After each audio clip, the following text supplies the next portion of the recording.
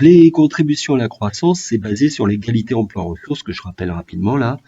PIB égale C, c'est-à-dire la consommation finale des ménages, des administrations publiques et des associations, les institutions sans but lucratif au service des ménages, plus FBCF donc l'investissement grosso modo, plus VS la variation des stocks, plus X les exportations et moins M les importations.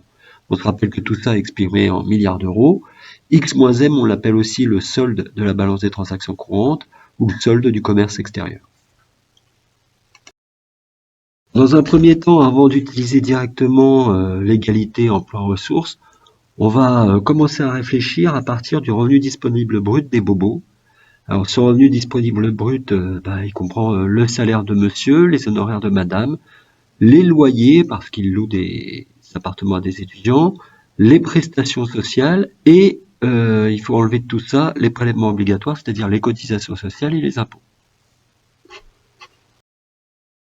Comment fonctionne ce tableau? Eh bien, vous avez dans la première colonne bleue là, le revenu total des bobos pour 2000 et pour 2001.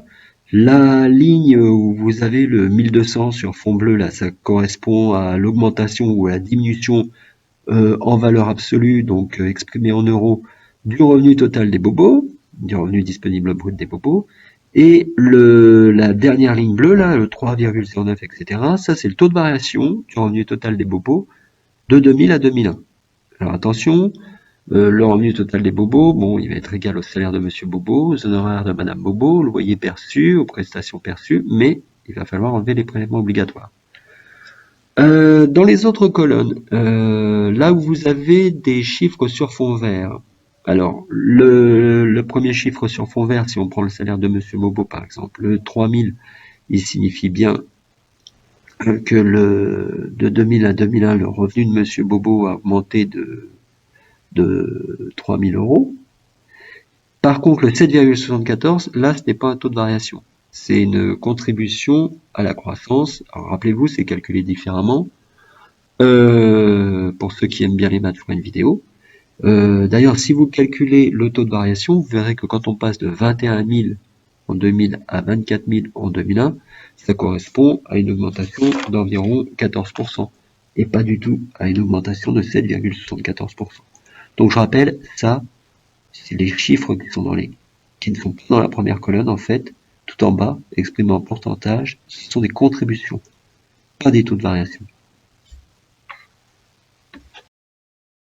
Bon alors, les évolutions du revenu des bobos vont dépendre de quoi? Les évolutions du revenu des bobos vont dépendre de l'évolution du salaire de monsieur Bobo, de l'évolution des honoraires de madame Bobo, de l'évolution des loyers perçus des appartements loués, parce qu'ils louent des appartements à des étudiants, et des prestations sociales qu'ils ont reçues. Cela va dépendre aussi du montant des prélèvements obligatoires qu'ils vont verser. Plus le salaire, par exemple, va être élevé, le salaire de monsieur Bobo, plus le salaire de monsieur Bobo va augmenter, plus le revenu total devrait augmenter. Le problème, c'est qu'il faut tenir compte de tout. Dans ce cas-là, les impôts et cotisations sociales ont une importance particulière, parce que eux, ces prélèvements obligatoires, quand ils augmentent, le revenu total diminue. Donc, une augmentation des impôts va contribuer négativement à la progression des revenus du ménage Bobo. Bon alors, que peut-on constater avec ce tableau? Bien, on constate, première chose, que la somme des contributions, et là j'ai mis 5 décimales après la virgule pour pas être embêté avec les histoires d'arrondi, on voit bien que la somme des contributions est égale au taux de variation du revenu du ménage Bobo. La somme des contributions, c'est le chiffre en blanc, et à la toute fin de la dernière ligne du premier tableau et la toute fin de la dernière ligne du deuxième tableau, et ça c'est la somme des contributions, on voit bien que c'est égal au taux de variation du revenu sur la période 2000-2001 et sur la période 2001-2002 dans le deuxième tableau. Deuxième chose, on constate bien que quand un revenu augmente, ça engendre une contribution positive. Par contre, quand un revenu baisse, c'est le cas par exemple des loyers perçus des appartements loués dans le premier tableau, la contribution est négative. À l'inverse, on voit bien dans le premier tableau que lorsque les impôts et cotisations sociales, autrement dit les prélèvements obligatoires, augmentent, la contribution est négative. Bon, dans le deuxième tableau, on voit là encore que lorsque un revenu diminue, eh bien là, cette fois, la contribution va être négative. Hein, c'est le cas des honoraires de Madame Bobo, qui sont passés de 18 000 à 0 parce que ça retrouve au chômage. Par contre, lorsque les prélèvements obligatoires baissent, c'est le cas aussi dans le deuxième tableau, hein, il y a une baisse de 3 000 € sur la période parce que, je sais pas moi, décision de notre président, eh bien, on voit bien là que la contribution à l'augmentation du revenu du ménage bobo est positive.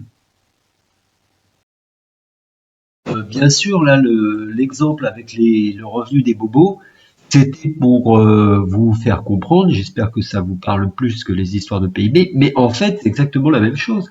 De la même manière que le revenu disponible des bobos dépendait du salaire de monsieur, des honoraires de madame, des loyers, des prestations et du montant des prélèvements obligatoires, le PIB va dépendre de la consommation finale, de la formation brute de capital fixe, des variations de stock, des exportations et des importations. En plus, donc là, on a un exemple un petit peu plus réaliste. On voit par exemple qu'en 2011, on a eu que des contributions positives. Donc le PIB, sans surprise, le taux de variation du PIB, le taux de croissance, est égal à la somme des contributions. Et là, comme on a que des contributions positives, on n'a rien qui vient réduire la croissance engendrée par l'augmentation de la consommation finale, l'augmentation de la formation brute de capital fixe et l'évolution, l'augmentation en l'occurrence, de la variation de stock. La situation de 2014, c'est un petit peu différent. Là, on a des contributions positives de la consommation finale et de la variation de stock, mais les effets des contributions positives ont été en grande partie compensés par les contributions négatives, à savoir l'AFBCF et le solde de la balance des transactions courantes. Et finalement, on a un PIB qui n'a cru que de 0,2% par rapport à l'année précédente. Alors la situation de 2009, elle est encore plus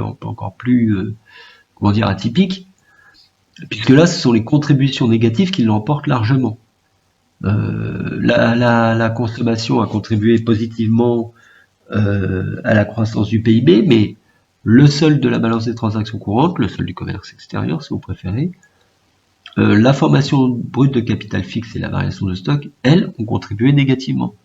Donc au lieu d'avoir une croissance de 0,7%, si on avait tenu que des contributions, si on avait eu que la contribution positive de la consommation finale, on a, une fois qu'on enlève toutes les contributions négatives, eh bien, un PIB qui a diminué de 3,1% par rapport à l'année précédente.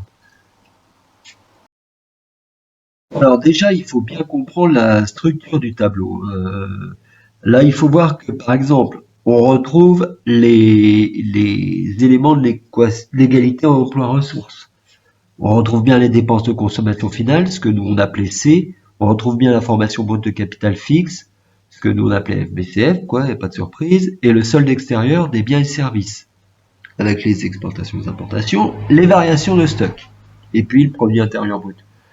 Par contre, il faut faire attention, dans ce tableau, on a décomposé les dépenses de consommation finale en dépenses des ménages, dépenses des administrations publiques et dépenses des ISBLSM. Et du coup, il y a des relations mathématiques. Par exemple, normalement, la ligne 1, elle est à peu près égale à la ligne 11 plus la ligne 12 plus la ligne 13. De la même manière, la ligne 2, elle est égale à la ligne 21, la ligne 22, la ligne 23, la ligne 24 et la ligne 25. Enfin, la somme de ces 5 lignes. Alors évidemment, si on fait la somme de tous les chiffres qu'il y a dans une colonne, on va pas trouver 2,1 mais 4,2, puisqu'on aura compté deux fois la même chose. Vu que par exemple, les 2,02 là de la ligne 11 et de la ligne 12 sont inclus dans la ligne 1. Voilà. Alors, je fais une phrase avec les différents chiffres surlignés en vert. Donc, qu'est-ce que veut dire ce 2,1 ? Il signifie que en 2011, le PIB de la France a augmenté de 2,1% par rapport à l'année précédente, c'est-à-dire par rapport à 2010.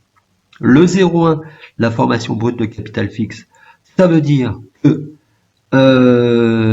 en 2012, la formation brute de capital fixe a contribué à hauteur de 0,1 point de pourcentage pour une croissance du PIB qui était de 0,2%. Donc en gros, ça a contribué positivement à la moitié de la croissance finalement constatée. Et le 0,2, il signifie quoi? Eh bien, il signifie que la consommation des ménages a contribué positivement à hauteur de 0,2 points de pourcentage à une croissance du PIB qui était de 0,7%. Voilà. On peut aussi représenter la variation annuelle du PIB ainsi que les contributions à la croissance en points de pourcentage sous forme de graphique. Dans celui-là, vous avez le taux de croissance du PIB qui est représenté par une série chronologique noire, une courbe noire. Les contributions à la croissance sont représentées par des barres de couleurs.